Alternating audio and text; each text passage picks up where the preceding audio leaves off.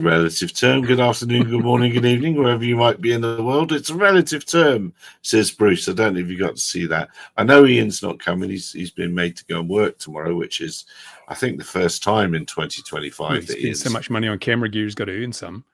He has got to earn, and exotic plants, of course. So and even if you're DIY. watching, yeah, exactly, it's exotic plants and everything.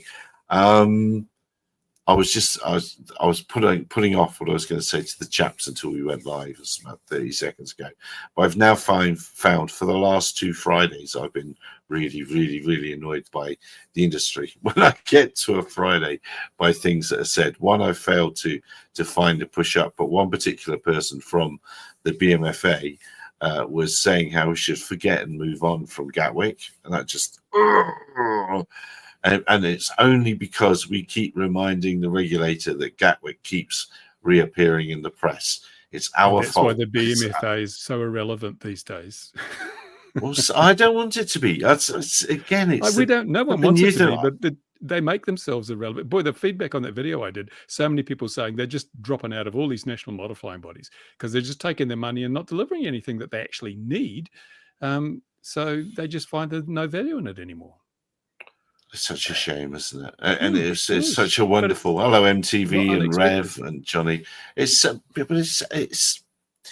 such key organisations in making sure that if they did their jobs, hobby they did their And that's the other thing that keeps annoying me. I keep finding myself agreeing with Bruce, and that plainly is not a sustainable situation. I find it interesting in the UK that now we've got the Grey Arrows Drone Club and the FPV UK. These are organisations that are stepping up to the plate and doing the things the BMFA should have done. So it's no wonder people are just dumping the BMFA and going to these other organisations that offer them something, representation and proper pushback where necessary. That's the things that people want. So interestingly, my partner wanted some drone insurance. I said to her, just go join FPV UK. I says, because they're doing the commercial thing, first. So their commercial insurance offerings quite interesting for $24.99, where if you're like a part-timer and you're going to earn, let's say, less than about, I think it's £15,000 a year or something, which isn't really enough to get by on as such here nowadays, but it gives you, you're a bit part-time. For $24.99, I could not recommend anything else to her. It's telling, isn't it, though? You get all that insurance, don't you? How much does it cost for the insurance from the companies that have done the proper risk assessment and said there's no risk associated with this? Right. So I compared this so I'm with Moonrock. So Moonrock is good because with Moonrock, when I fly model planes or when I fly different drones, it doesn't matter. So Moonrock's quite nice because they don't stipulate which drone you're flying with. However, for 190 quid a year, I am not renewing it. When it comes around for renewal, I will cancel it and I will go. I think BMFA is offering commercial insurance, and I am a BMFA member, or I fly at a club, so I've got to pay at some point this year. So I will probably go the BMFA route for that reason. If they're offering the same insurance as FPV UK, I will just go with the BMFA because it just makes my life easier for flying at the club. But otherwise, actually, FPV UK or Grey Arrows, I don't know what Grey Arrows charge. I'm not sure what their level of insurance is, but FPV UK will get my vote day in and out right now. For $24.99 for third-party insurance, I don't think you can do better. Simon does a lot of work sort of for the hobby too, which is important. He does. Now, Simon Dale, before everyone wonders who he is a great guy. Now, he got us originally back. Now, I want to go before 2020. Someone can correct me. He made it so for hobby flying multirotors, you could go to 1,000 feet. He did. FPVing, right? Now, in that time period, no one hit an aircraft. And the CAA goes, well, actually, we don't like multirotors being over 400 feet because, like, for some godforsaken reason, 1,000 feet suddenly is no safer than 400 feet. There's no real difference if you're in the countryside. Manned aviation's typically at 2.5 around here. But if you're watching your aircraft and you're watching the sky, what's the problem? I don't get it. But then I have flown 5-meter gliders in the UK up to 1,200 meters. So, you know, you can get these things quite high. And before everyone kicks off, this was a long time ago. The rules were different. Everyone goes in the comments, what do you mean you were flying at 1,200 meters? Yeah, I've flown 5-meter gliders at 1,200 meters. Yeah, but the air was different back then. Yeah, the air was different. Yeah, you know, and it's a different world now. But it's the overregulation is just getting ridiculous. Yeah, and as I say, where are the other? I mean, Simon's done a great job getting those dispensations for model. Yes. Where was the BMFA? Where were they pushing for this? Mm. Pushing. No, it was okay, fine. No, we'll give you all our members in a list so you can sign them up for registration, and you know we'll toe the line like good little boys. Nah. Well, the BMFA did offer to do the drone registration, you know, the operator registration and everything. They said, we will do that. The CAA said no because they wanted the money. You got to remember, right? The CAA is no one's friend in all of this. You know, they Geeks are. Varna, Sean's friend. Well, I think Sean and the CAA are like, let's take it on. Hang on. I need a picture for that. Yeah, keep talking. I need a picture for that. No, they have had a bit of a lover's tiff from what I could gather. Oh no! Because Geeks Varna, Graham and Sean and the others that go on the channel, they've discovered the inaccuracies. The numbers that were given are wrong for the industry. And this was stuff that was presented to our parliament. You know, and it's all in the documentation. Now, the CAA, you know, has been caught telling a few little porkies.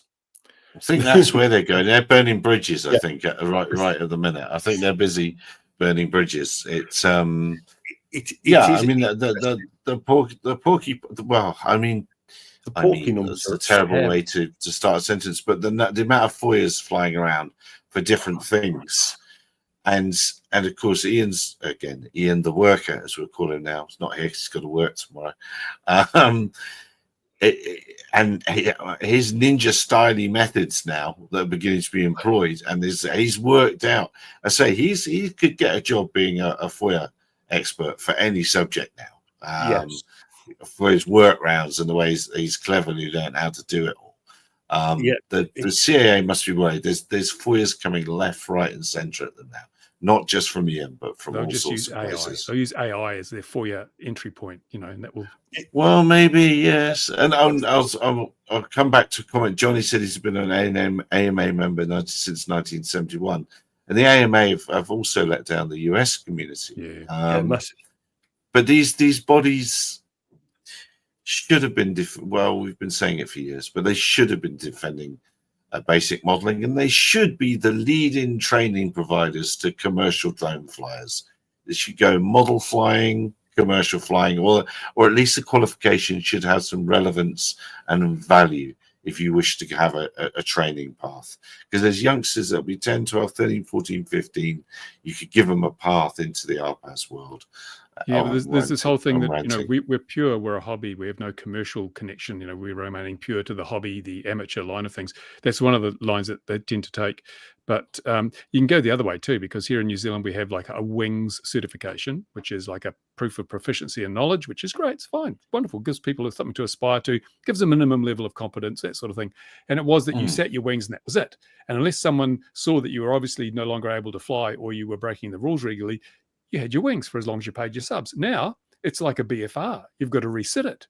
And like, they're just trying to be like the big boys. Oh, we're pilots. The CAA's told them they're pilots. So we're going to pretend we act like pilots. So we have gone and we're falling into line because the New Zealand model flying body has there's two levels of operation in New Zealand. There's part 101, which is purely recreational, and there's part 102, which is designed for commercial operators, which means they have to satisfy certain criteria with knowledge, understanding, and so forth. But it gives you more, you can do more things that you can't do under the recreational. So our national model flying body, which represents the recreational community, has got a part 102, which is for commercial operators, so that it means they can pass on some of the benefits to their users.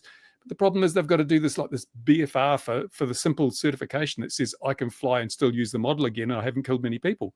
And it's just an imposition, because here in New Zealand, we have to renew our driver's licenses every 10 years. I think I mentioned it before. And when we renew our license, we just pay money and take an eye test. They don't check us whether we know the road rules or whether we can still drive.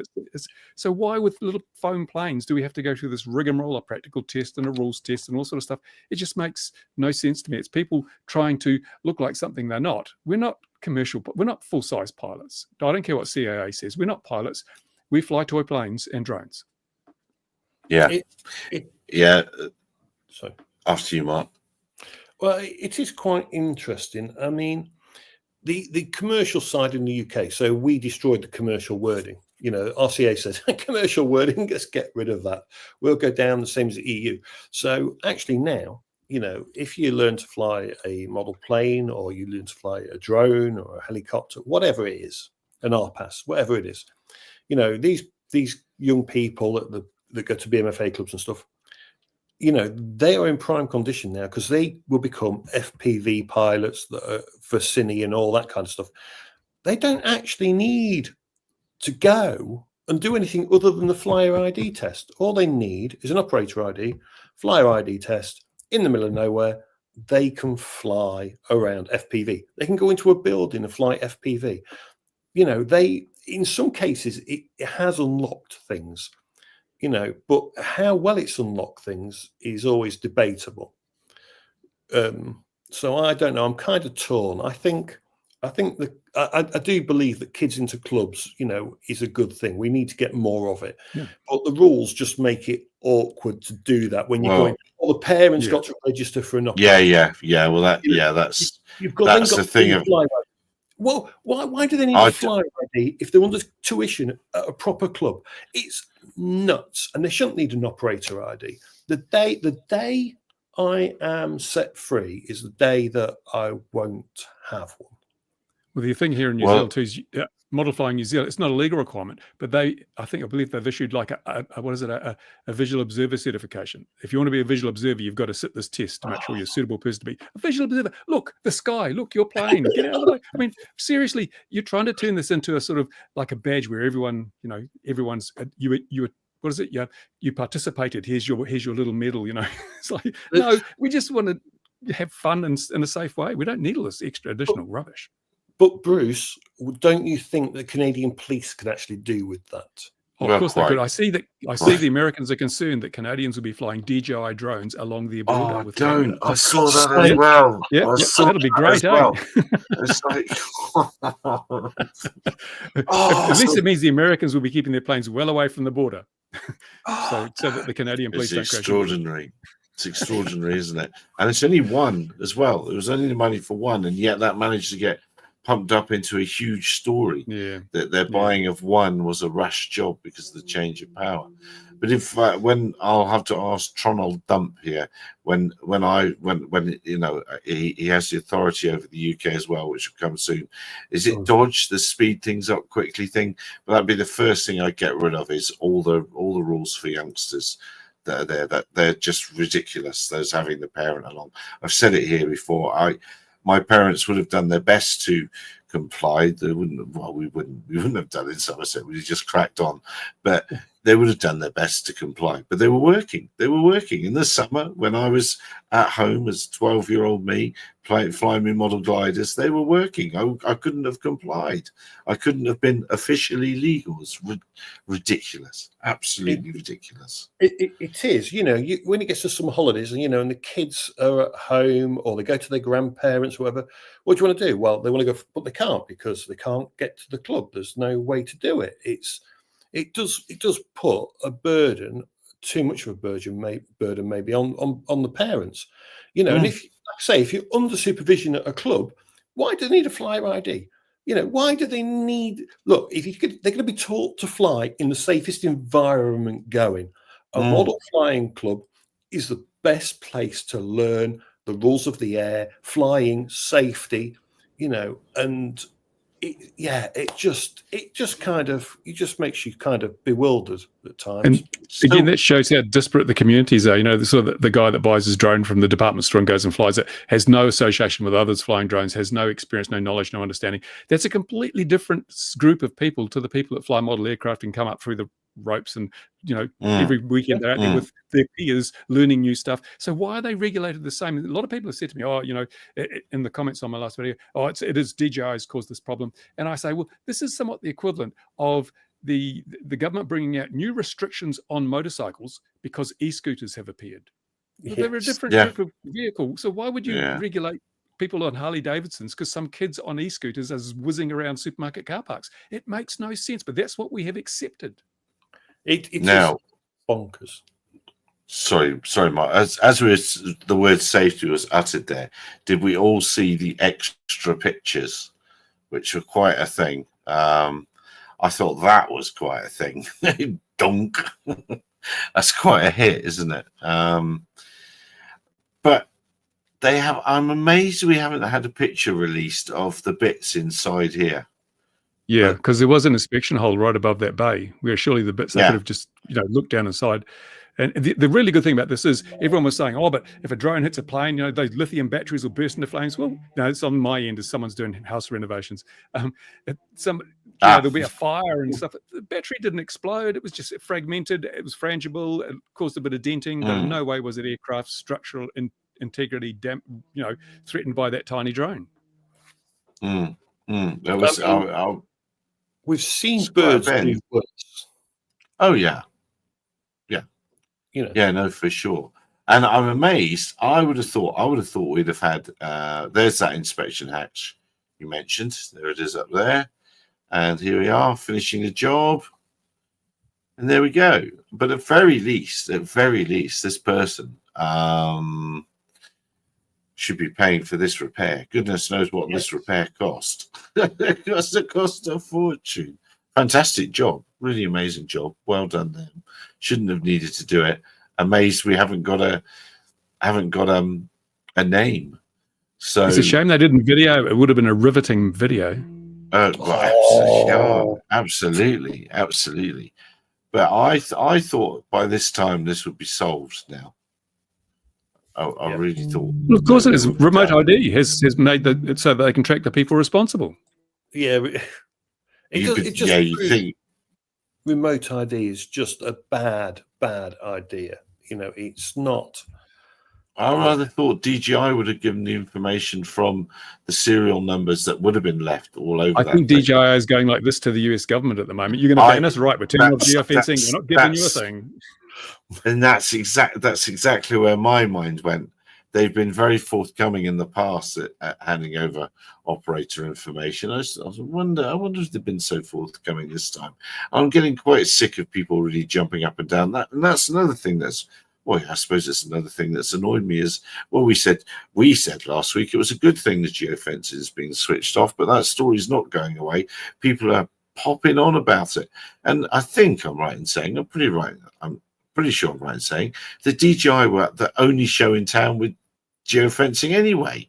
So you can't, geofencing. I mean, what amazes me is how many people don't understand how geofencing works in the first place. I do find that amazing.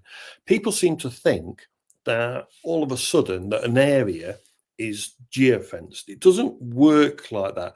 You know, so put a zone up and go, don't fly here. They think that all of a sudden this zone is now a geofence. They don't understand the technology and don't understand that's not how it works.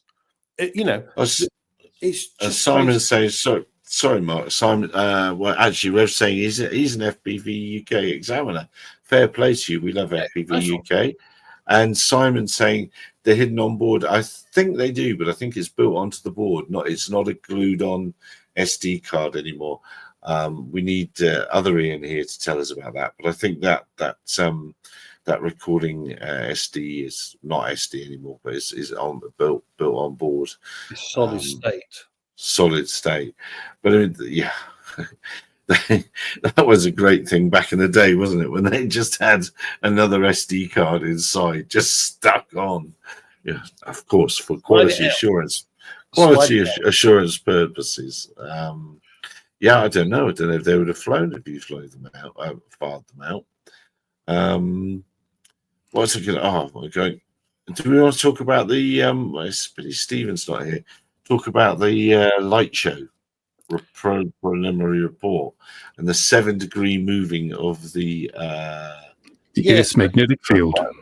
So this. Well, I thought that as well. But I saw an article in the paper saying it's moved from Alaska to Siberia now, basically. It's moved quite a bit recently, and they don't know why. So maybe that was a factor in it. They said only a few points of a degree, but that was just in the last few weeks. So maybe since they last did their last show, it's moved further than they expected. But I mean, they should account for declination. If they're changing position, you should always account for the magnetic declination of the change in the field. Yeah, it was so it wasn't just that. It was a succession of issues. It looks like the PIC or the RP, if you like, depending where you are. It looks like it was just a series of errors, and even the degree of the turn with the 7-degree turn, it's just compounded. What happened to the Swiss cheese model? Yeah, exactly. Yeah. Exactly. Either they were rushing or something else was happening. Who knows? Maybe they were just under pressure to fly at a certain time, and you've got a client breathing down the neck or something. But just for once, steps were missed. And unfortunately, we end up where the drone show didn't work as it should have done. And that's it in a nutshell, really. Lessons can be learned. Always double check everything. So, yeah, it is very interesting. And the geofence moving, that moved closer to the crowd because of the turn of everything in the show setup. So, yeah, it's there's a lot there to kind of look at and just go, right, how do we eliminate this in our procedures? What checks are we going to go through? It looks like the sea level was set wrong as well for the show. Maybe it was just a lot of different things going on there that caused the errors. Just go back to gunpowder, eh? Yeah, and absolutely. I always tell people this: look, flying one drone is easy, right? Flying one drone is peanuts. As soon as you add more than one drone. I flew 2 on the weekend. It was no problem at all. You might have seen my video. I was flying 2 at the same time. And that, flying 2 is not hard, if you like.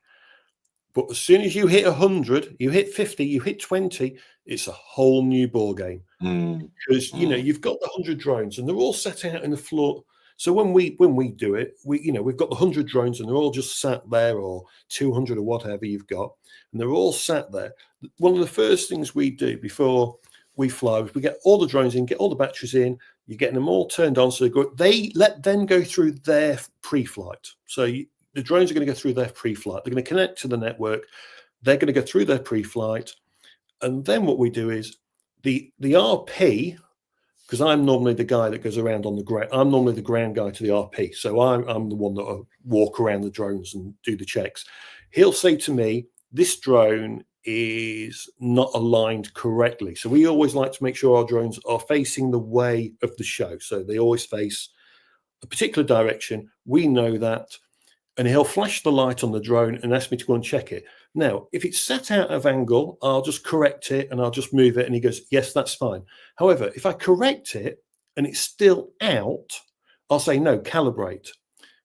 And he'll tell me, no, it's still not right. And I'll turn it a bit more. I go, right, okay, it needs calibration. I'll shout calibrate. I calibrate it. I put it back on the floor. If it's done, if it works right, and the calibration's now showing it's facing its correct direction. If it doesn't, I will actually remove that drone and I will just swap it for another one, because at times it's easy to do the swap, put another drone in, make sure that one boots up, it goes through its checks, it's happy. That drone that I've just taken away, all I'll do is tomorrow I'll check it. I'll just go through, we'll take it out to the field. Why did it do that? Because as we all know, some days drones just don't want to work right for you. It is God's law. There's always one that's just like minimum wage labor, isn't it? It is. Yeah. It is. Yes, it is. There's just one that doesn't want to play ball. So you just take it out. Just eliminate the problem to begin with. And then all you do is we'll go fly it another time. We go, okay, just want to fly. So, next time you go out, take it out to the field, we'll fly 50 or 100 or whatever. We put him in. He flies perfect. Sounds suspiciously like when you have a nitro engine and it's running rough and you take the glow plug out and you put a new one in and it's good, but you don't throw the old glow plug away. You put it back in the box and then months later you pull it out and try and use it. That's what I do with all my lawnmower spark plugs. It'll work in the future. It's bound to work in the future. It'll fix itself on the shelf. But, I've flown Inspire 1s and I've flown other drones where, the compass does go off on you. If you've ever had a drone compass go on you, like with the Phantom 4 Pro or the Inspire 1, if you've had this happen to you, especially near heavy metal, because that's what it'll do it near most often, like it's quite funny. I always say to people, it's like trying to control a drunk friend going home at night. They've had far too many drinks, right? And the drone doesn't. You push forward, it and don't the word go toilet forward. bowl comes into that too, doesn't it? Yeah.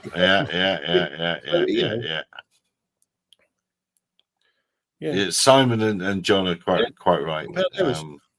Just it just looks like it was a snowball effect for errors, sadly, and it just and lessons can be learned. Just double check everything, absolutely everything.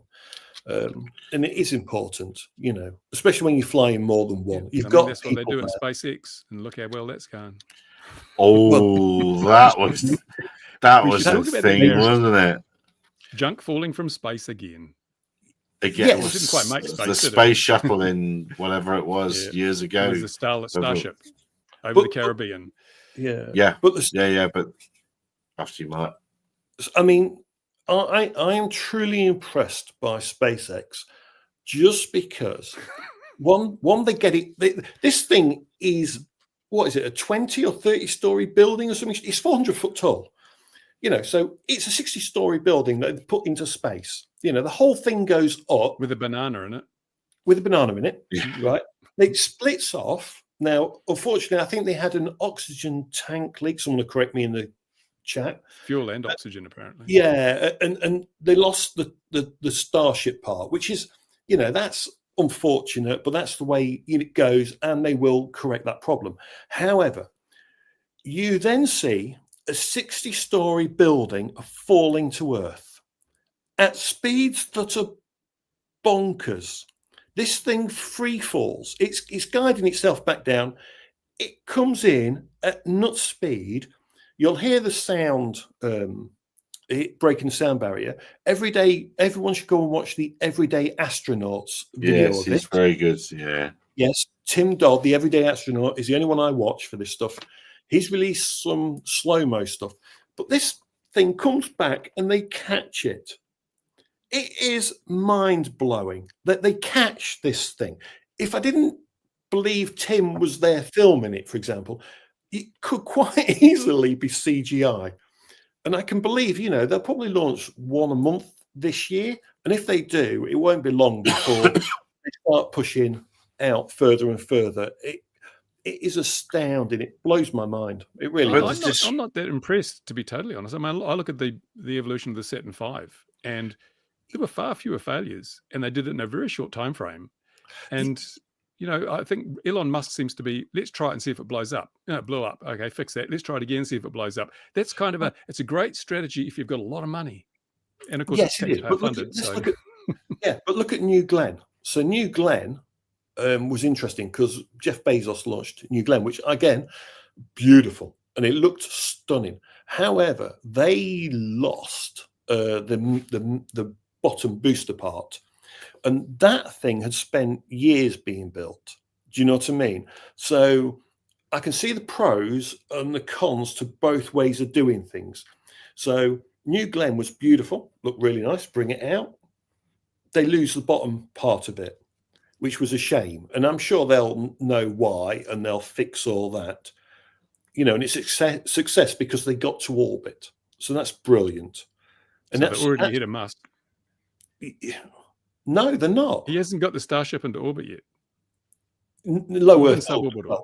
Been suborbital so far. So he hasn't done a full spin around the planet yet. I'm willing to bet he'll do it soon. But what about the great big closure of airspace that occurred? Yeah, For I mean, they had a to divert whole aircraft and the planes running out of yeah, fuel and a all sorts of things going whole on. chunk of airspace Yeah. was diverted. But that's for okay. that. At least it wasn't a sub 250 Starship. We We've got to keep things in Oh, in you're reality, right. Yeah, in proportion to risk. Yeah, absolutely, absolutely. And I mean, I think that exposed there was no real plan for that, though. There's no. It No. blows up here, shut airspace for this long. It blows up here, shut airspace for this long, and how much further. Look what Mitchell says. Our space division has got a new extension ladder now, so we're getting closer every day. There's a long chat with children at school today when they realised that space was 100 k's away. About your car might get there, or if you got, we said exactly that. We said if you've got a big ladder, you get there, but then of course you're going to start talking about the body, which is very dull, isn't it? It's very dull that your body would be the thing that would stop that. But it was, yeah, it's the avarice, I suppose. Is that a word or just the chutzpah to chuck something up? It blows up and go shut the airspace a bit. So Yeah. and then we saw. Was that this? Or did we speak about it last week? Did you see that you mentioned meteors and things like that, and there was that footage from the ring cam hit the thing, poof. Yeah, exactly. So this falling space junk, that is the real risk. I mean, seriously, why are we worried about tiny toy drones?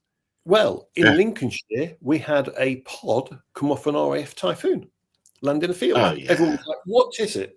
And that happened. This week? We pod fell off Typhoon, so the RAF had to go and fetch that out of a field. So it used to happen there was a all big the time ring at from a Chim. big metal ring in Africa somewhere, landed somewhere, I read, and they didn't know what rocket Yeah. it even come from. So yeah, things are falling at increasing regularity. Remember, all these Starlink satellites are going to have to deorbit eventually. They reckon they'll burn up, but they reckon that battery pellet would burn up from the space shuttle, from the space station too, and it didn't. And the other thing is, I see there's environmentalists are worried because every time these things burn up, they're releasing metallic ions into the upper atmosphere, which are potentially causing huge climatic changes. So there's, when we're looking at 30,000, a constellation total of 30,000 satellites for all these internet by satellite systems eventually. I mean, that's a lot of junk in space. It's also going to make it harder for these companies like Elon and Jeff and everyone else to put stuff into space. Elon on Jeff. He's on first name terms with them. Elon and Jeff. My pals Elon and Jeff. Yeah. Yeah. I certainly don't want to be pals with either one of them, to be fair. But let's have proper rockets here as well while we're talking. Yeah. It's hello. Yeah. Look out! I've invoked him. I don't know. Is it good morning to you? We're just having a proper space launch while we're here. He's just here because he heard the news that Elon's using Arju rocket in the Starship. Oh gosh, don't. This is Wallace and Gromit has been mentioned in the comments. Now that is proper rocket design, and that is that's how it should be done. Now, that was a wonderful film, wasn't it? Have we all seen the latest one? The latest one's fantastic as well. Yeah, I have to say, hello, Wallace and Gromit are just brilliant. Hello there, Taiwan. Where are you in the world? I'm in So- Australia this week. I'll be in Taiwan again next week. So is it early morning or late night there now? Then Early morning. 8:30 in the morning. Oh yeah, because you're up. That's right. It's in the morning. Of course it is. Of course it is. I get confused with things. What have you missed that we've been speaking? I know what we're going out to. I'm glad you've joined us now. Swiss company to track and map the space junk. Oh yes, there is. Right. We've spoken about the thing. I'm glad that Philip's here. The thing. I just got here, so I got no idea what the thing is. Well, the new thing, the next thing. Yeah, no, as if they're gonna know. This red cat thing. Now, Bruce has said pump and dump so many times, and he's always right. And that's the most annoying thing. He's right always. But how much of this is genuine?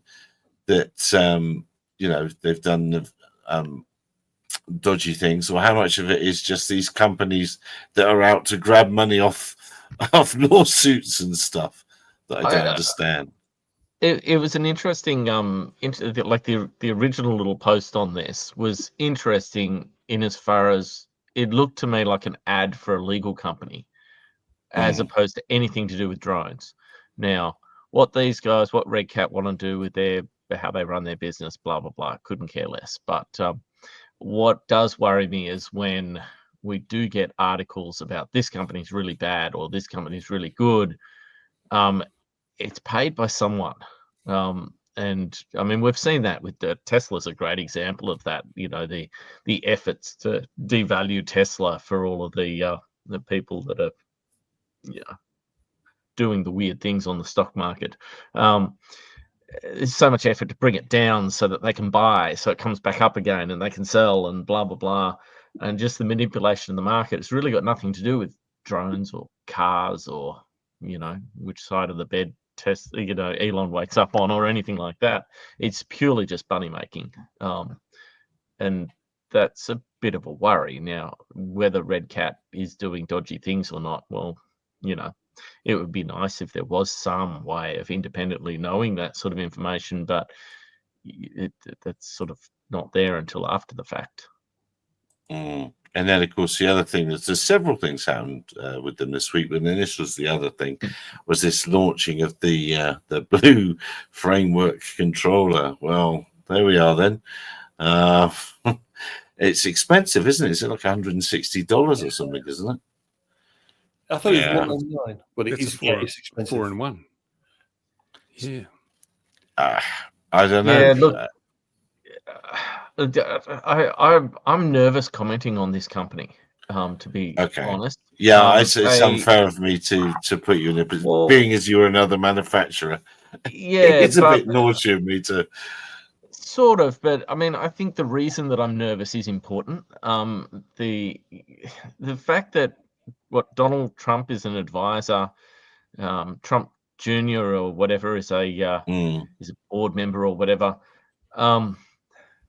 I just hope that the Department of Government Efficiency is independent enough to make sure that there's not any bias or anything like that going on there. But to suggest there will be bias without evidence is not fair either. These guys have been making good FPV gear for a long time. The fact that they've decided to do some blue stuff, well, why didn't they do this 8 years ago when it wasn't cool? Why are they only doing it now that there's this push, like this push to make everything blue now? Yeah, exactly. It's got nothing to do with drone industry. It's got to do with, hey, here's a way to make a quick buck. I mean, we've been making blue stuff for ages, and now we're being told by stupid AUVSI that our blue stuff's not green unless we pay them to get it recertified by them. Like, how can something be blue but not green? I mean, green's designed to make it easier to get because blue's too hard. So if you achieve blue, then why aren't you green? Like, it's so simple. That's what I love about it. It's the simplicity of it all. It's so simple and easy to follow. Do you want to hear? Like, this is probably dangerous to say in a public forum, but it's all right. There's no one here. Purple and black as green. They haven't talked to us. Now, how can you do a certification process of a product and say that it is compliant when you actually have no idea what the bill of materials is? You don't know where we got any of the parts. You don't know who was involved at the time, what the supply chain was. You got to remember that black and purple, when they were actually actively in production, I mean, we've still got them, but they're old stock.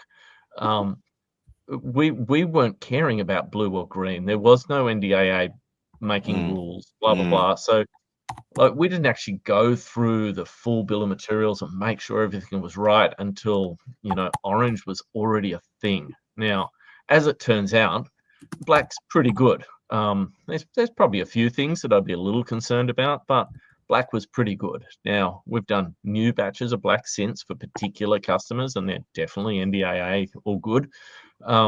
But for them to come up and say, hey, these are green, without actually checking with us, without actually checking the version they've got, which batch they came out of, all of that sort of information just shows me that the green process is actually completely flawed. I think you you've know, told me before how much it is per item, per controller, per speed controller to get on the green look, program. Wasn't cheap, was it? it's not cheap. It's in the tens of thousands at best. And you know, I've been quoted numbers up to 100,000 per item. Yeah. I actually asked them the other day whether sorry, Mr. Pittenger just asked me a question on a very important topic. What year model my car is? So, Yeah. yeah, sorry, totally threw me. That's right. Yeah.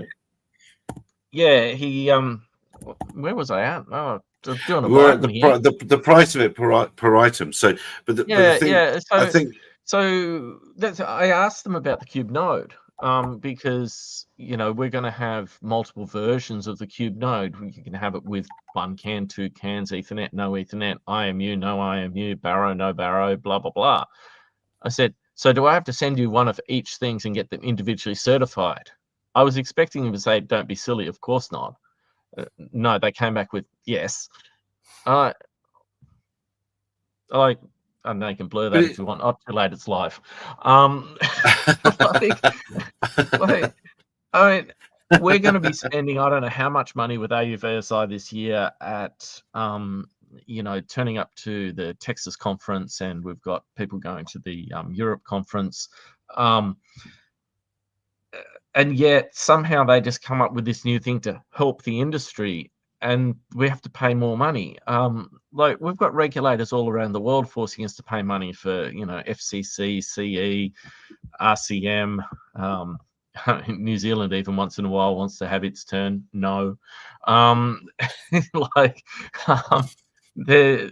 it's just money grab all around. None of this red tape adds anything to any industry.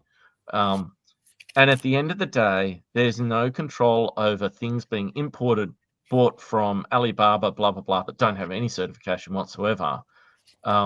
It's only legitimate sellers and legitimate companies that get hit with all these fees. And then, yeah. So it's like rules, isn't it? Screw you. Oh. It's rules. It's only the people that follow the rules that get affected by them. It's the same, or get in trouble by them. I wouldn't know anything about that. No, of course you wouldn't. No. Well, actually, we were discussing that the other day with Teslas. We were having some fun in some Teslas, and the comment that was made of, if we did exactly the same thing in a petrol car, everyone would have turned their heads and got their phones out and started ringing. But because we did it in a Tesla, no one heard us, no one noticed, and so therefore it's not hooning. Tree in the wood. Yeah. Did it exactly fall? Did you hear it? Do it in the middle of town. It's still a tree in the wood because no one heard it.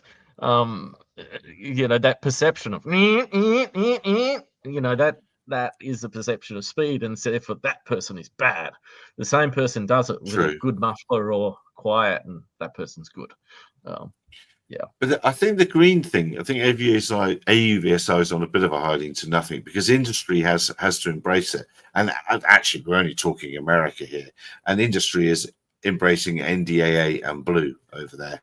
And they haven't really heard the color green. It's not really caught on. Obviously, some people are doing it because there's a whole bunch of companies listed. And I mean, they've listed Argipilot, they've listed us. So I'm curious, of all of the companies that are listed, how many of them actually want to be listed? Like, and the fact that they listed us without actually contacting us, without asking our permission, like, that seems sort of strange in itself. But surely somebody must have put your gear through their test process. Well, I'm assuming so. I'm assuming some silly person actually went and got their drone certified as green, and we'll find out in Texas who has green drones. And I mean, the fact that someone's put through a purple, like, who's flying a drone with a purple in it? Like, that's more of a concern on whether it's green or not. Like, it could be if it's a rover, if you've got a green rover, that's fine, but no one should be flying a drone with a purple cube in it. Like, that's just dumb. straight for from the those not manufacturer. following along at home, the only colour that it's hard because you've got a green cube as well, haven't you? The solar We do one's have a green isn't it? cube. Is the green Yeah, cube green? there is a cube green as well, isn't there? Yes. There So is. you should There is. be getting hold of AUVSI and saying, yeah, you can't use that colour. Trademark, are registered and all that. They do on everything, don't they? In America, everything's got TM on it. I hate that. It's actually interesting. We've had a couple of trademarks rejected lately because they're apparently too descriptive. And it's like, I just look at all the companies that have trademarks and all these things and think, okay, maybe it's true they're not really descriptive because their product doesn't work. So maybe that's why they get away with it. But yeah. So while you're there, and I didn't know you were coming, so that's cool because I just saw you online, so I sent you a message. On your desk, do you remember back in the day when you used to reveal lots of stuff? There used to always be interesting stuff on Philip's desk. Is there anything interesting on Philip's desk that we might be able to see? Is there anything interesting on Philip's desk at the moment? I mean, no, that wasn't interesting. No, I don't mean a pen and a ruler. I would have that wasn't a ruler. That was part of a pick and place machine, actually. Oh, okay. Yeah, since Penthouse and Playboy went online, there's nothing on his desk. That's right.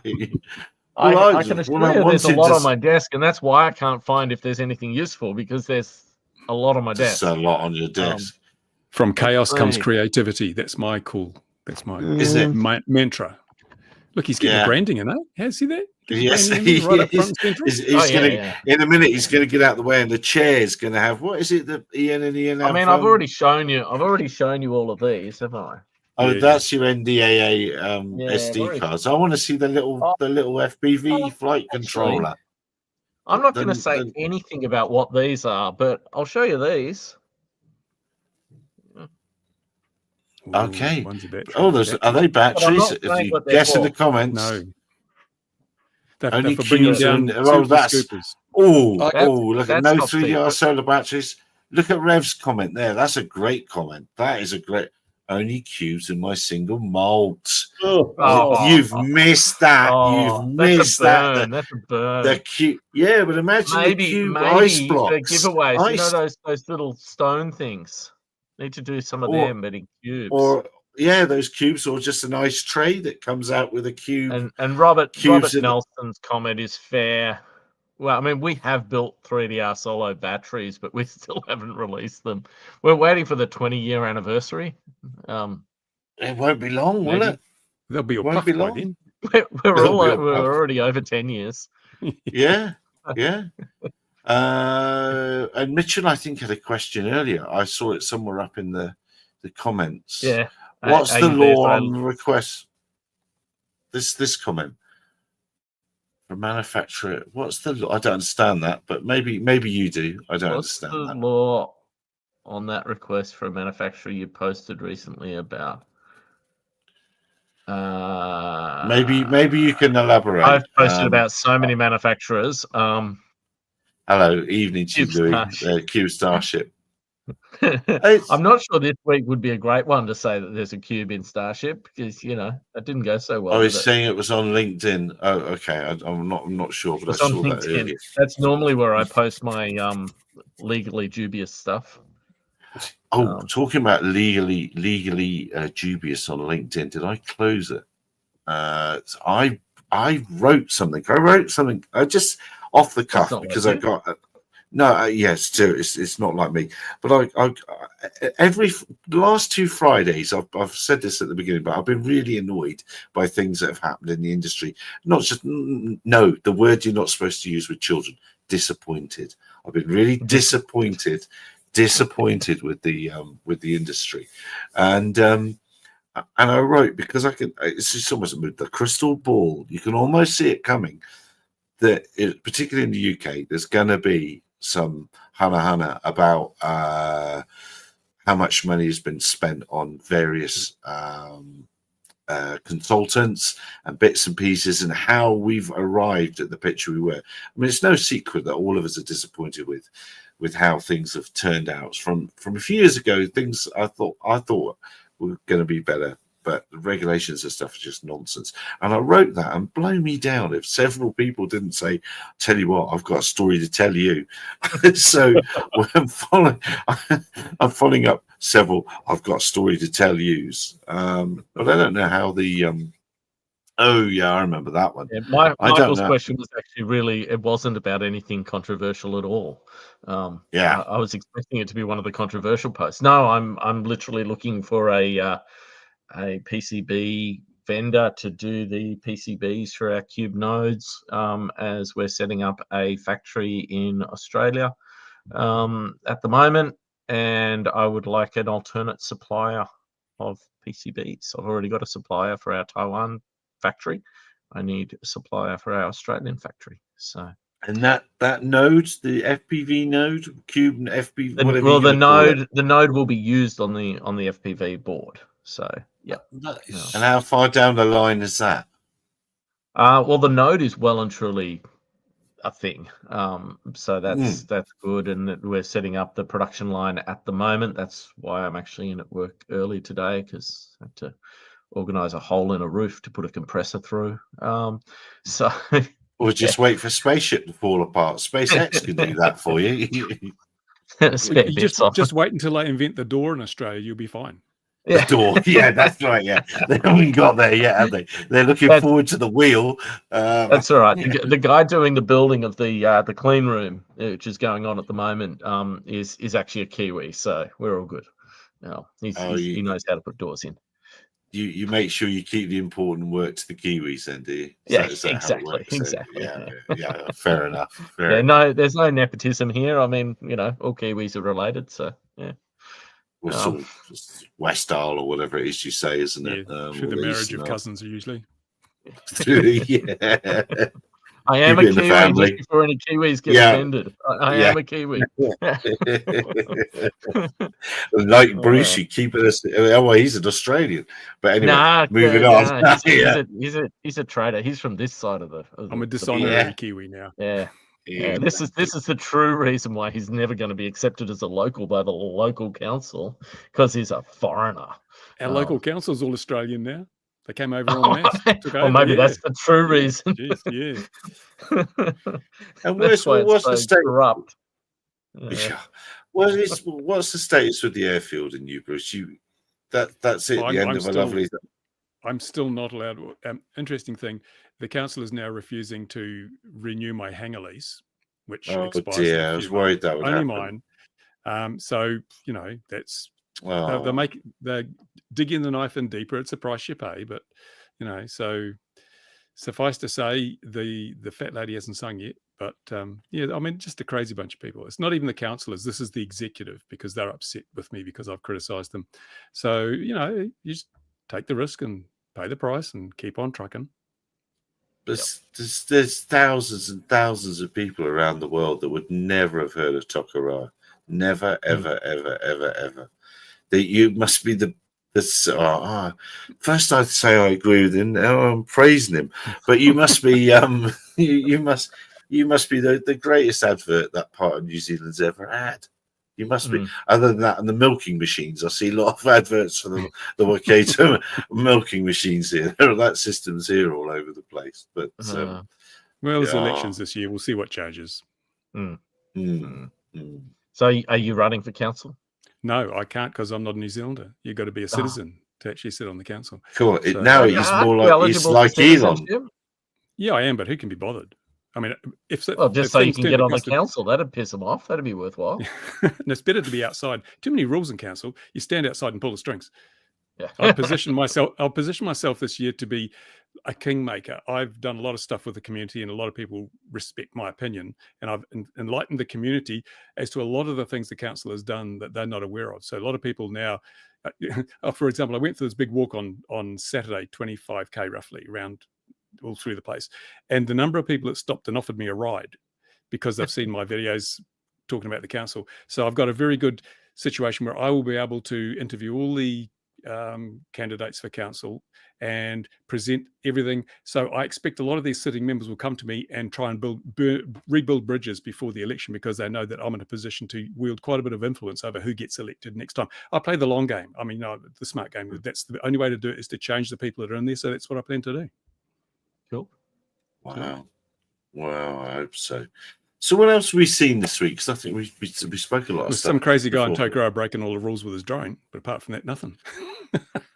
Well, I yes, had a you funny were- one this morning. I had someone send me a video to saying they've got a problem with their drone, and I watched the video, and in the background all I can hear is an airliner landing, and I'm like Yes. I don't know, maybe I found the Gatwick drone video, but it's just like, really, if you're gonna send a video to someone,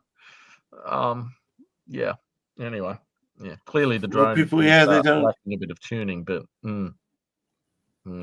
Did you see that? I'm trying to find them now. No, I've done that off. Did you see the other pictures of the? Because you're a proper aircraft engineer, really, aren't you? That was your grown-up job, was being I'm a grease monkey and a sheet metal banger. grease monkey.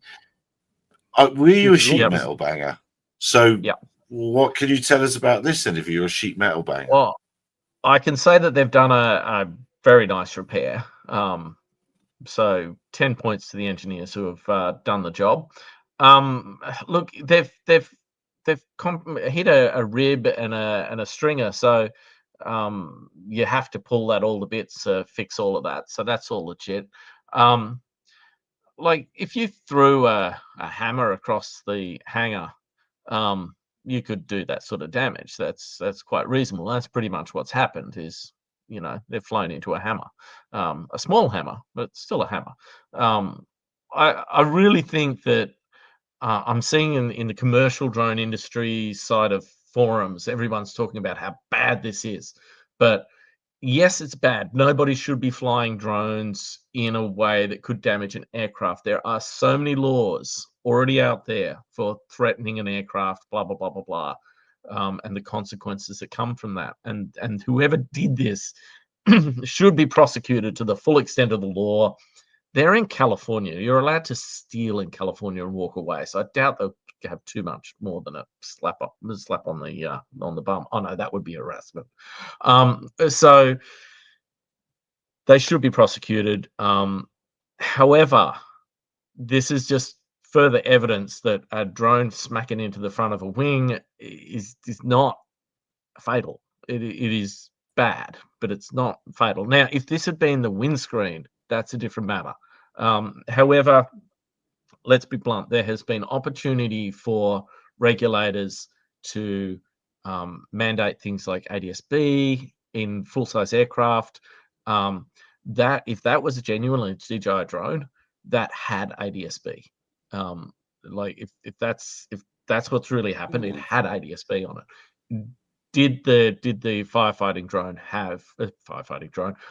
aircraft have ADS-B out transmitting at the time? Like, there's a bunch of little questions that need to be asked. I think it did, didn't it? Because we saw on Flight Radar 24. But I mean, again, that's just advisory for the drone flyer. It's not like geofencing or anything when that was active. Yeah. The thing that surprised me, a lot of people just don't realize how thin that wing skin is and how easily it's punctured. Because that's only 250 grams. The drone was hardly damaged. But yeah, it's like a soda pop can. It's like right angle, fast enough, corner edge. It'll just go. It's through. Strong while it's like this, but you poke it and it's no longer strong. Wow, that's the closest we've ever had for some sort of live technical demo. He was all prepared, wasn't he? It was all everything. That is the closest we've ever really come. Out. That's exactly. Yeah, he pretends surprised. I'm surprised how much damage happened to the rib, though. That rib on head and on is quite strong. I'm surprised how much deformation there was on that rib. Yeah, I mean, how heavy is a normal hammer? It's not that heavy. It depends whether it's got remote ID or not. Yeah, remote ID adds a lot of weight. A lot of inertia in remote ID. Yeah. Yeah.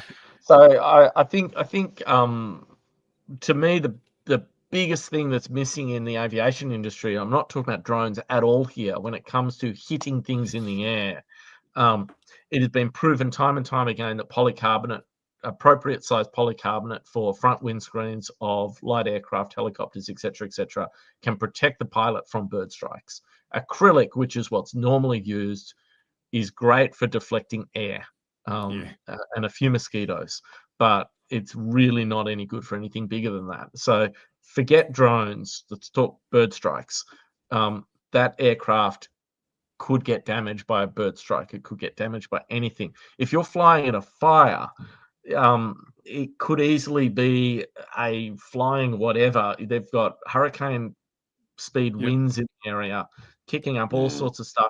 Got crazy stuff flying in the plume. Especially over a built-up area, it could be a trampoline or goodness knows what, because they get picked up so easily, Yeah.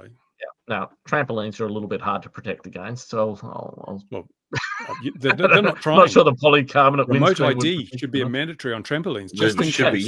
We've got to provide. Edge cases are important in these things. But think of how many more lives would be saved if all aircraft in Class G had to have ADS-B. I mean, look at that incident with TCAS recently where those airliners avoided each other. Yep. And ADS-B in and out on all aircraft, because many of them have out, but they actually don't have in. So there's actually no TCAS-like system. I know we can't use the term TCAS because it's defined as a particular thing, but TCAS-like system. Collision I mean, we've had TCAS-like systems on Cube for Flam does it, probably 7 years or so now. Like we've had the ADS-B in with the option to actually do auto avoid. So if that was a Cube and that actually had, they hadn't bypassed all the safety systems, as unfortunately people do, maybe it wasn't flying, maybe it was thrown up for the wind. Very well said. I've seen a documentary on America. I've seen a witch going past and a house and everything. So it does happen on a bicycle. It could have been ET. Absolutely. It's and as you say, the windscreen, if it hit the windscreen, the windscreen would have been thicker.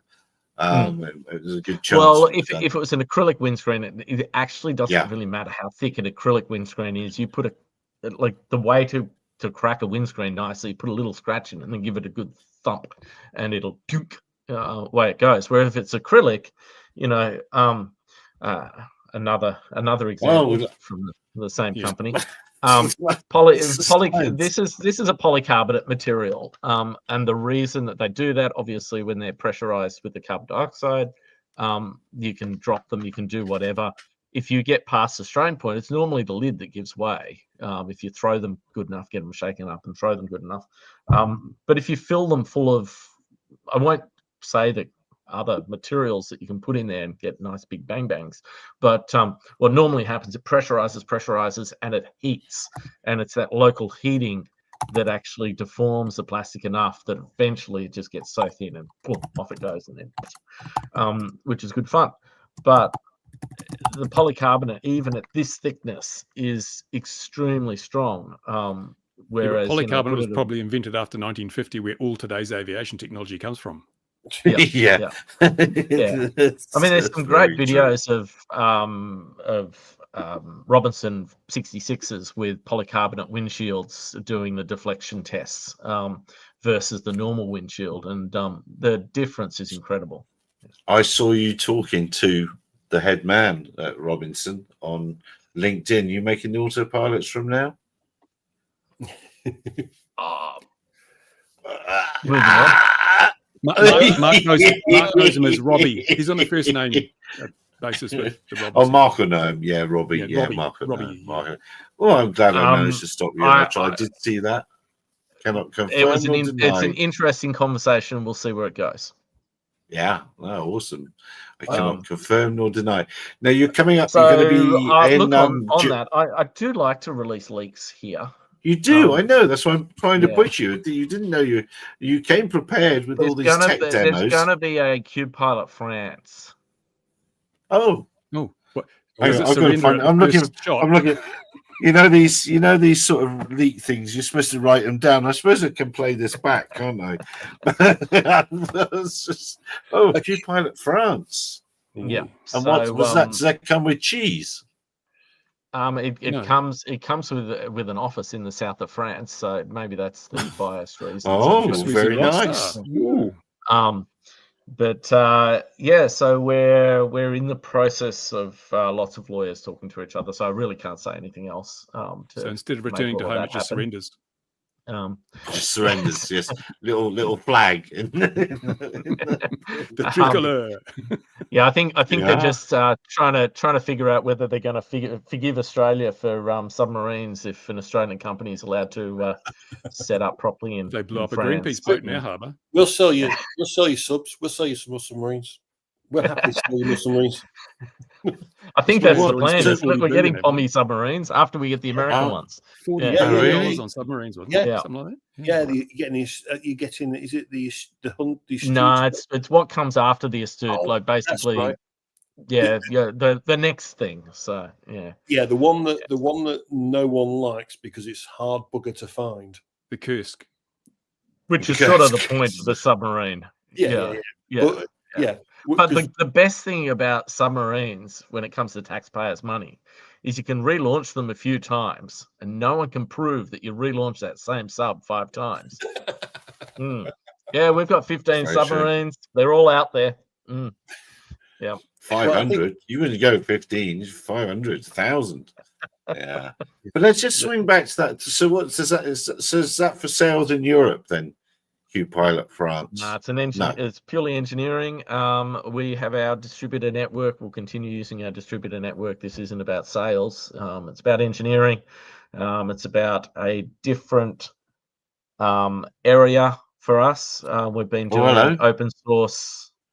Well, hey, how did he get in? Oh, that's you.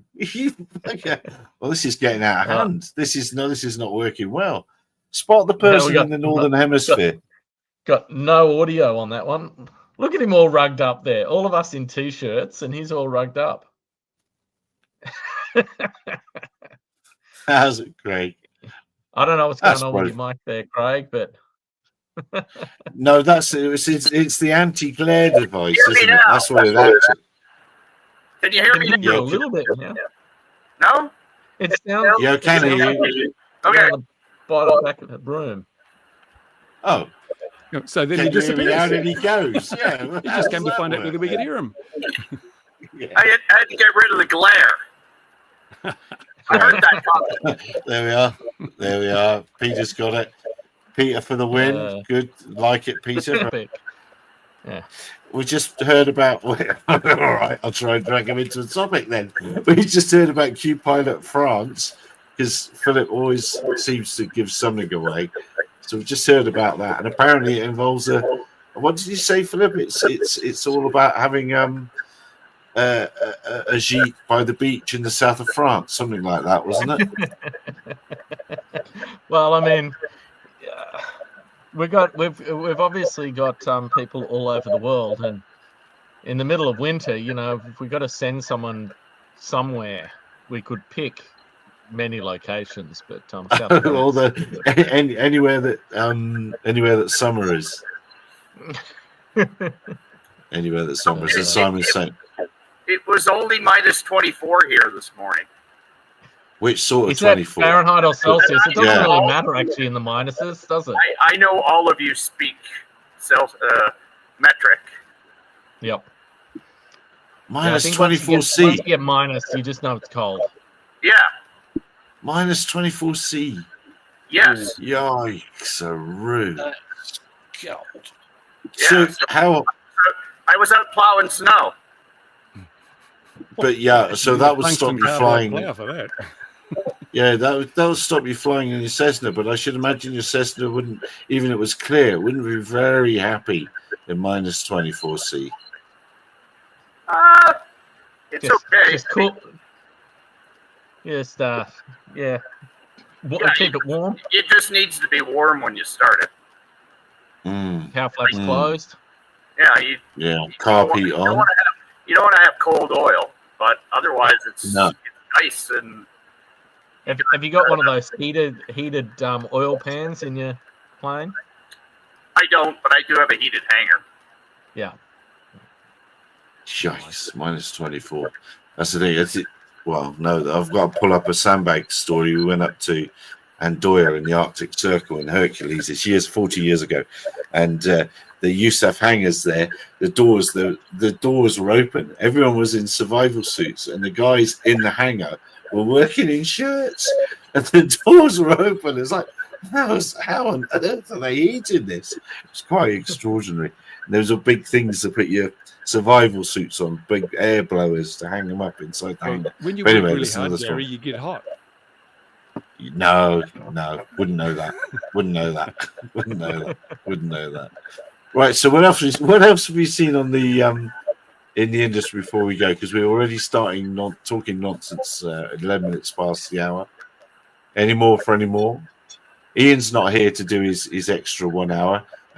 Ian's going to do some work, Philip, tomorrow. His boss has actually got him working tomorrow. Oh, So that's terrible. Yeah. it is terrible. Mind you, I was interested. The post where that guy had said, "Why are we still rattling on about Gatwick 7 years later?" And he was really adamant that we shouldn't be talking about it. We should acknowledge that there was corruption and just let it go. Like, I think this is the problem. This is actually a very common theme in all sorts of areas of life these days. Is people go, I can see that's wrong, but it's not really my job to fix that. Or what is one person going to do? How do we change this sort of stuff? It can go horribly wrong, as me and my wife discovered when we showed a Taiwan flag at a Taiwan versus Australia soccer match and got dragged out by 5 police. Things can go wrong when you stand up for things that are right. But when it comes to something like the Gatwick situation, there is no evidence of said drone. So therefore, this should not be the topic that is used to justify regulation. It is the sole topic used on certain conversations.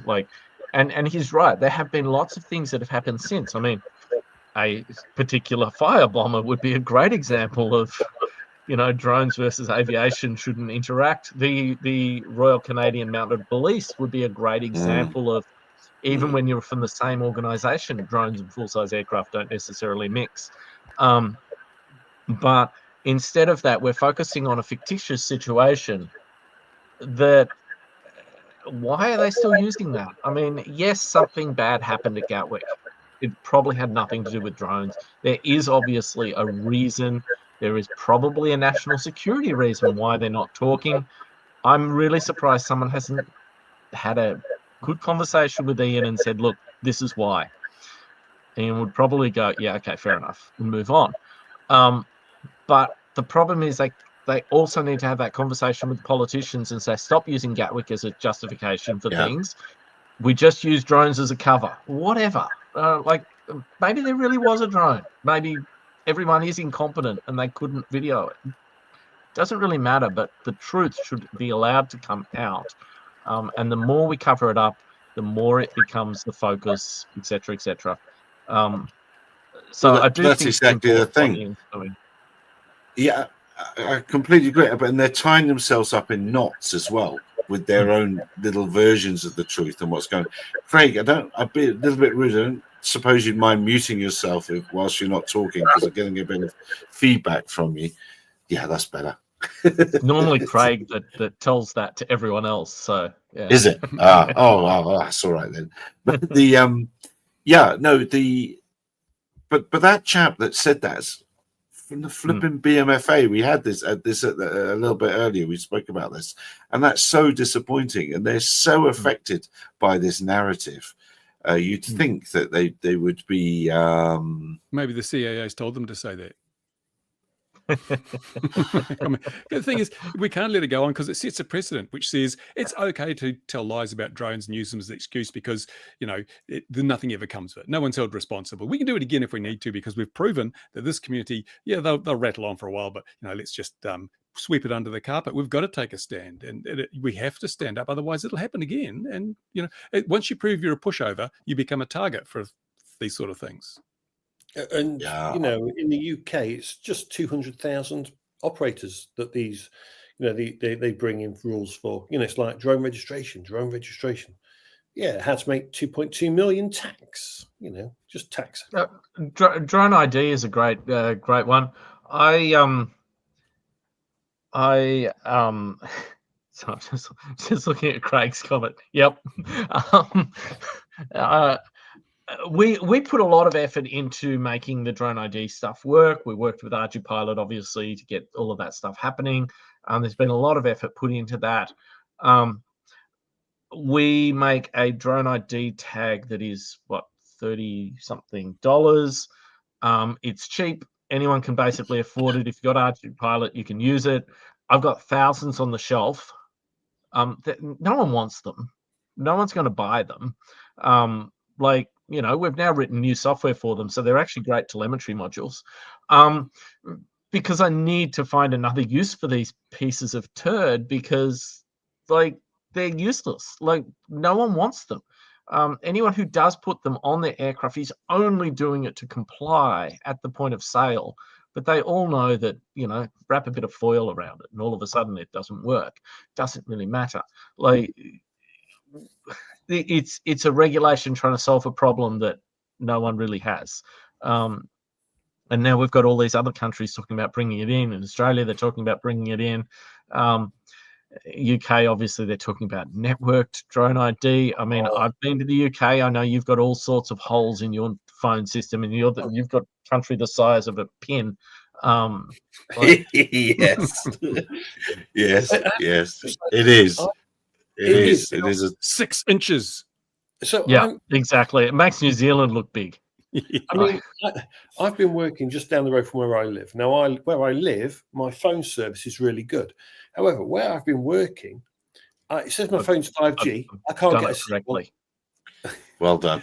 I can't get a signal. If I'm trying to run remote ID where I live, network ID, if the CA bring that in, half the time, my drone won't be connected. I absolutely detest remote ID. And if anyone's caught selling that to the CA as an idea, I will call them out for selling snake oil. And have they defined the problem they're trying to solve? Have they actually defined it and quantified it? Does it merit this kind of imposition of cost and inconvenience on the people that are affected? They have to do this. This is just logical stuff. You don't impose massive regulation and cost on something where there is no problem to be solved. And I haven't seen a problem. There's hypothetical problems. Oh, people could put, they could put one of these on a drone, but where are they going to get one of these from? This is the problem. Yeah. Oh, we had that, didn't we? Just had that. So I don't know if it was covered last week or not. Mine's bigger than yours. Hashtag just saying. That's what my wife told me. We had a parliamentary thing about drones and prisons and fear of the guns and everything last week. But here's the thing, right? To own a gun is far more illegal in this country to have the handgun than anything else. But what it actually boiled down to, and some of the MPs, the members of parliament, they seem to have a bit of common sense at last, a little bit, because what it boiled down to was the fact that these prisons, the windows are broken, the security cameras aren't working. They use kettles to break the windows. Yeah, it's polycarbonate.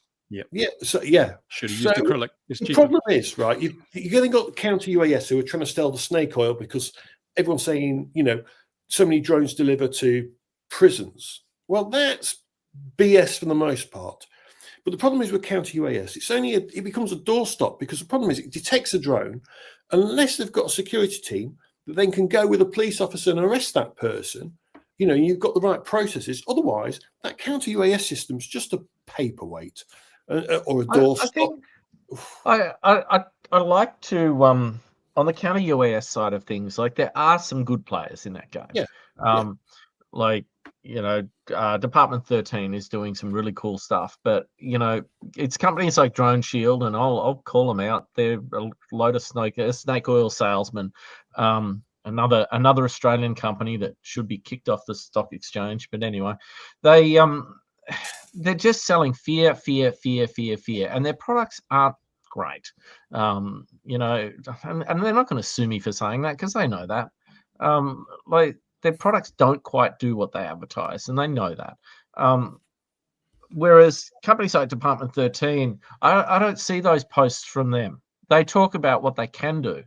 They don't talk about their, you know, they don't talk about what they can't, which is fine. Knowing where the drones are is the first thing. Like an example would be the restricted area 504 in Sydney, which is basically all the waters of Sydney Harbour, except for a few little corners that are missed conveniently. There is data that just has that lit up like a Christmas tree with all of the illegal drone flights there. It's like every tourist and their dog getting their DJI out and flying around the Opera House and breaching flight regs, you know, people flying over the Navy yards and the aircraft carriers and blah, blah, blah. Most of those flights are just idiots being idiots. But the intelligence is important. So having the detection to know what's going on and know what's where, so that if you have a reason to be concerned, you at least have the data. So I do think counter UAS is important from that point of view. And that's not really counter UAS. That's just it's not counter. It's just detection. So it shouldn't be called counter UAS. But anyway, semantics. We can counter UAS 1, 2, 3, 4. Counting them. But when you start talking into, we can detect anything.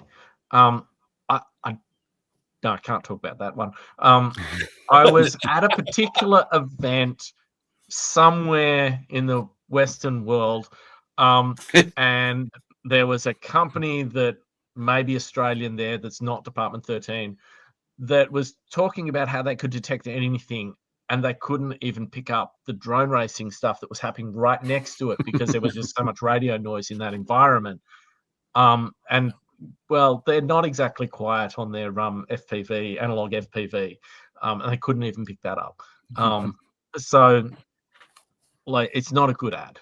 I think this. Did you see? Upcoming... Well, I remember though. What did you know? While we're talking about all this ridiculous rules and regulations, New York wants to introduce compulsory background checks for buying a 3D printer because you could use it to make a thing that goes bang.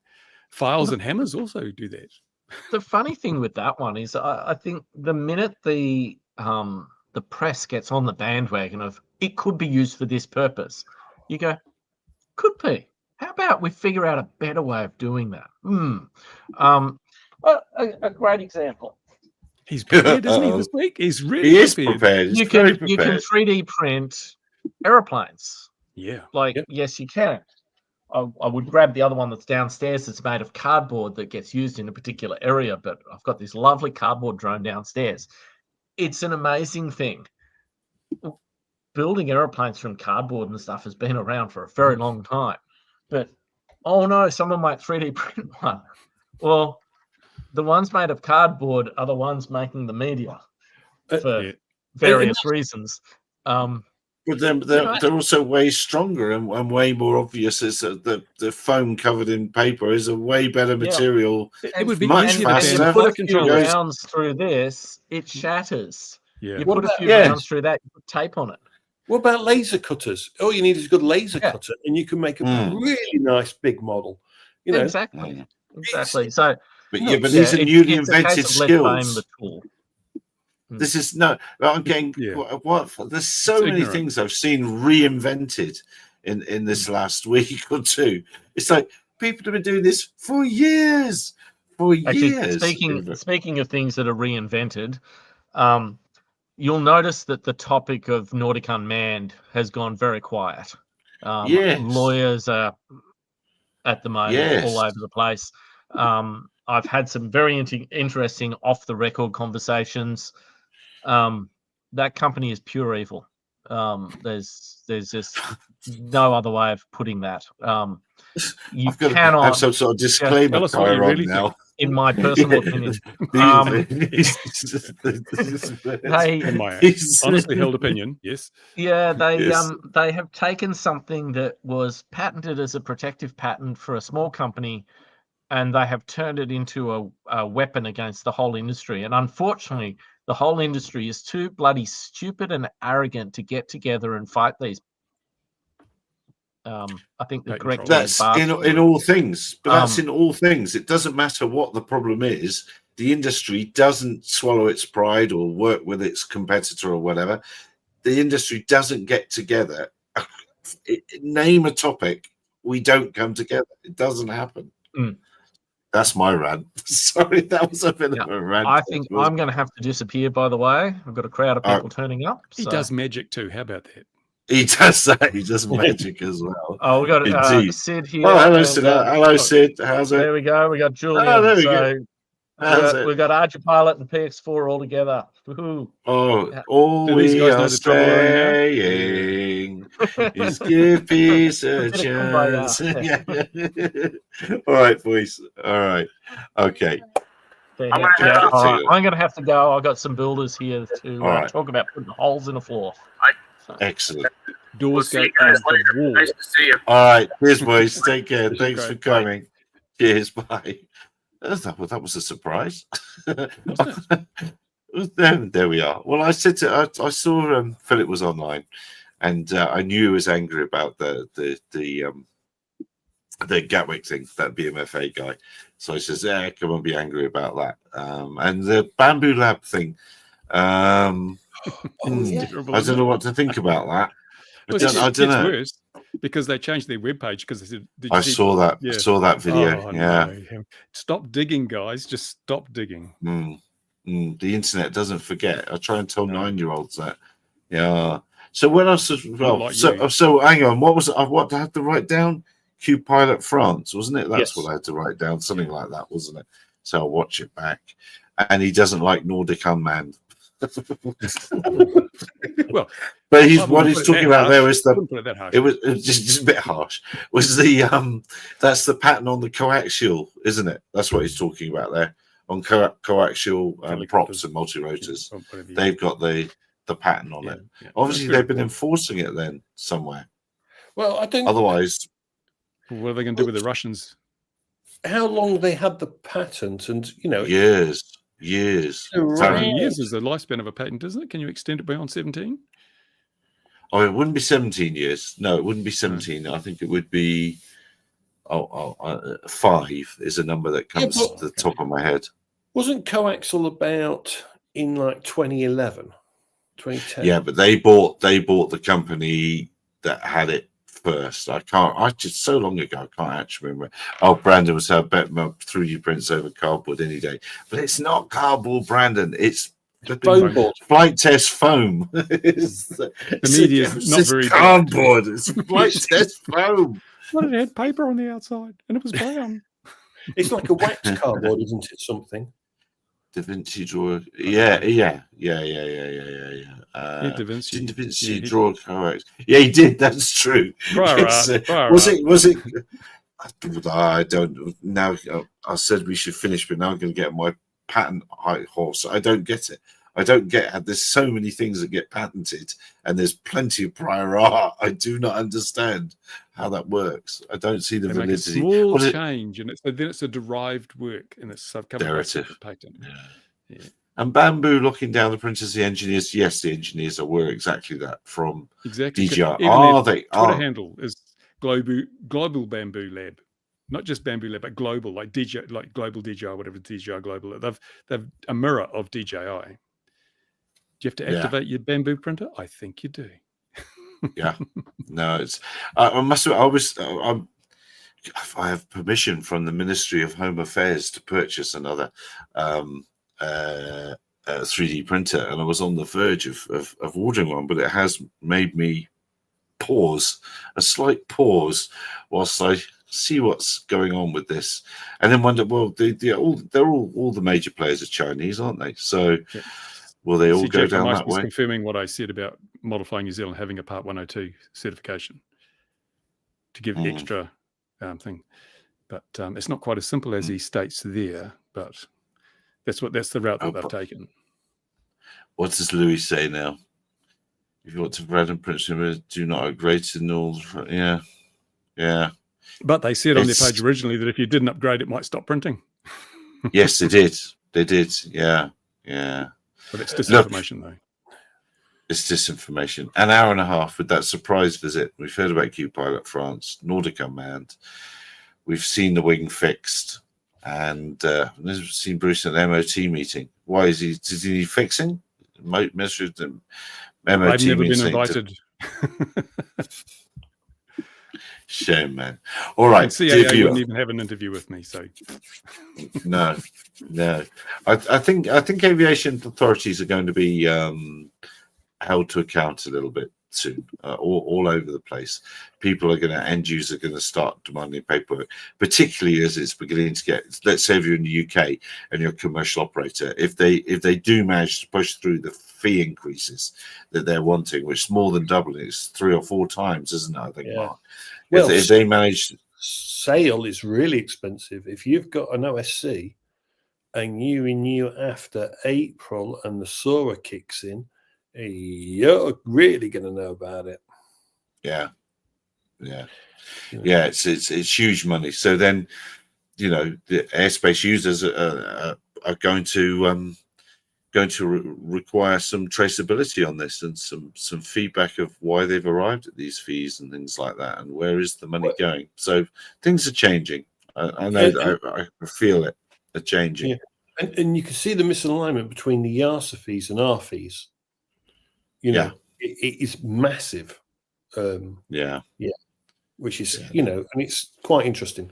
Although YASA does charge you €250 an hour for some stuff. Yeah, it's all the changing. regulators Anyway, charge huge amounts of money. Yep.